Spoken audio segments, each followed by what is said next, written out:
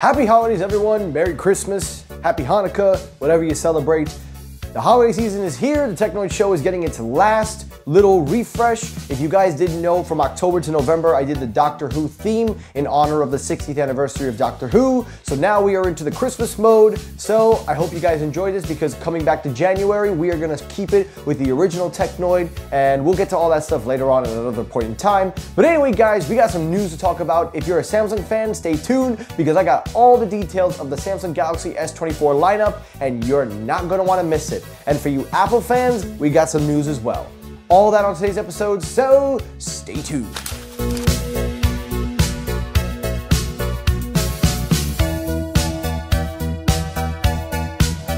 Alrighty, the first story, the main story of the day, the Samsung Galaxy S24 lineup. Now, the Samsung Galaxy S24 lineup is really shaping out to be, as you could guess, a very minimal but more spec-heavy upgrade, but there are a few notable improvements that we do want to talk about. So rather than make separate videos and try to combine everything, I just decided to do all three phones into one video. So I'm going to talk about the S24, the S24 Plus, and of course the S24 Ultra, the big bad boy of the lineup. Starting with it, first thing you need to know is that the S24, S24 Plus, and S24 Ultra are all going to have very similar, with very few exceptions on the Ultra, upgrades in terms of the hardware and spec. So everything is going to be the same across the board when it comes to the S24 and the S24 Plus. So that's the first thing you have to know. Number two, let's talk about colors. According to several reports, it seems that the S24 and S24 Ultra are going to be getting a new gray color. There is also going to be a brand new, slightly tweaked design, where it will have a flat screen for the first time for the S24 and S24 Ultra, but also it will be borrowing that rectangular shaped design like Apple's iPhones have had for a couple of years now.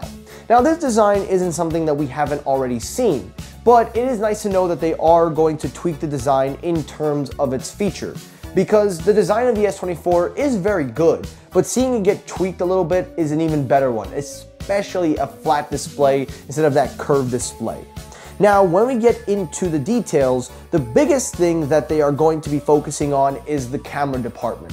One area in particular is an AI-powered zoom anyplace camera. This is going to be powered by Qualcomm's AI engine, which is expected to be released on future devices as well with the software update.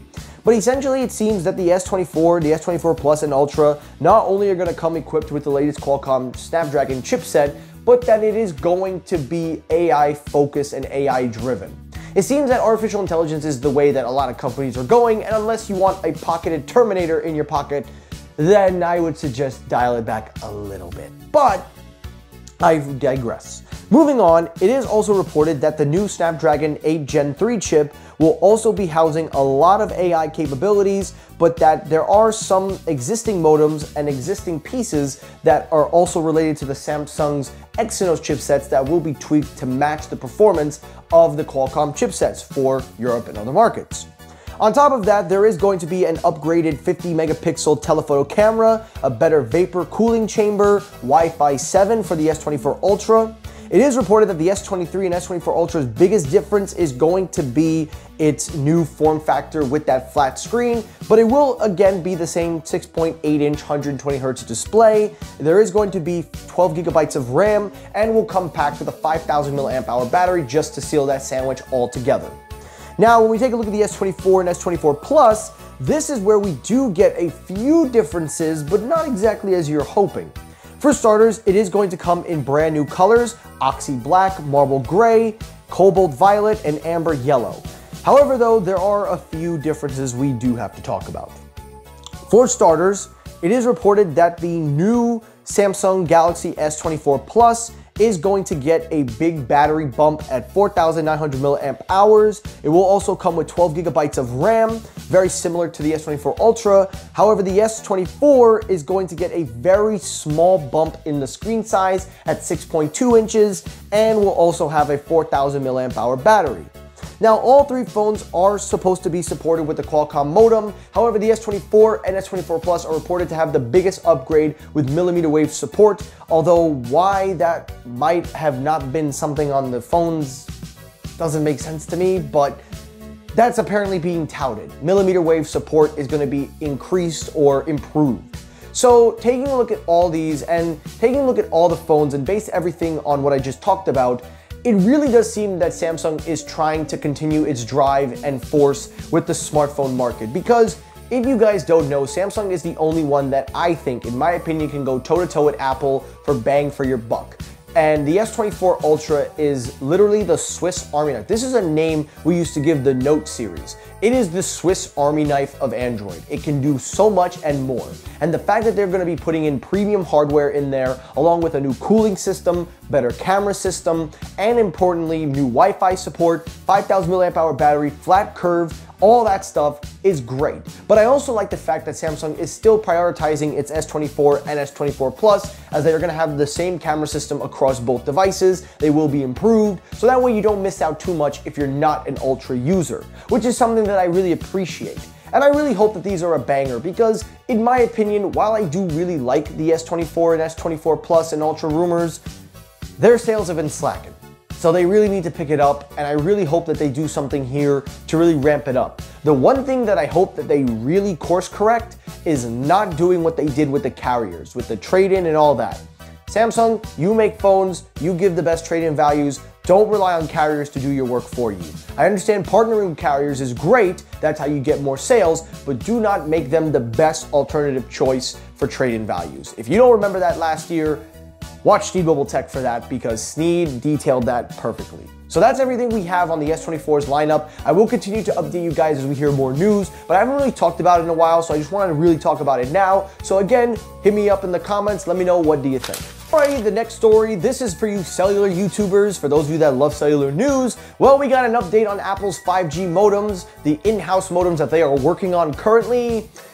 It looks like that project might be getting cancelled. According to several reports, it seems that some sources outside of Asia are reporting that Apple's internal 5G modem project is on the verge of being called a failure. The main reason is that the performance is not up to par as to what the Qualcomm modems are delivering right now for the iPhones, and also reports are suggesting that Apple just cannot match what the Qualcomm modems bring to the table. And as a result, it seems that Apple may just cancel the project altogether, but it is not out of the question just yet, but the reports are suggesting that it is on the borderline of failure unless Apple continues to work and evolve this more and more. Now, for me, this is my opinion. I think that the Qualcomm modems are the best modems that you can use on a smartphone. They are proven, they are reliable, they are fast and driven. I don't think there's anything else I can say about Qualcomm's modems. But knowing Apple, they want everything in-house, they want to have a control over everything. And the Qualcomm modems have delivered very good cellular performance in regards to everything.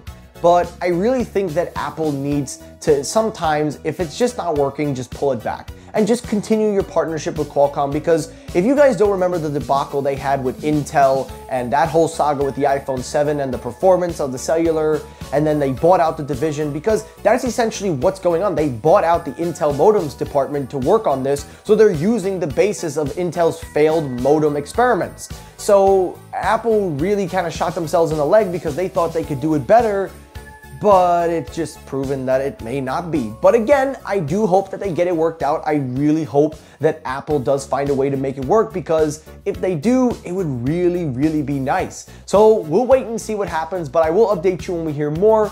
But if you're a cellular fan, or if you watch cellular YouTubers like Sneed Mobile Tech, let me hear your thoughts down below, or even Carlos S Tech. Let me hear your thoughts. What do you think? And the last story, the final story, real quickly, the iPhone 16. Now again, I do not like covering iPhone stories, especially when we're not even a year into the new iPhone.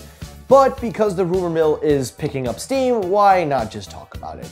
Real quickly, it seems that the iPhone 16 is going to have the action button across the entire lineup. That's really the news. And then also the iPhone 16 and 16 Plus are still going to be 60Hz displays. There is nothing else for me to say beyond that.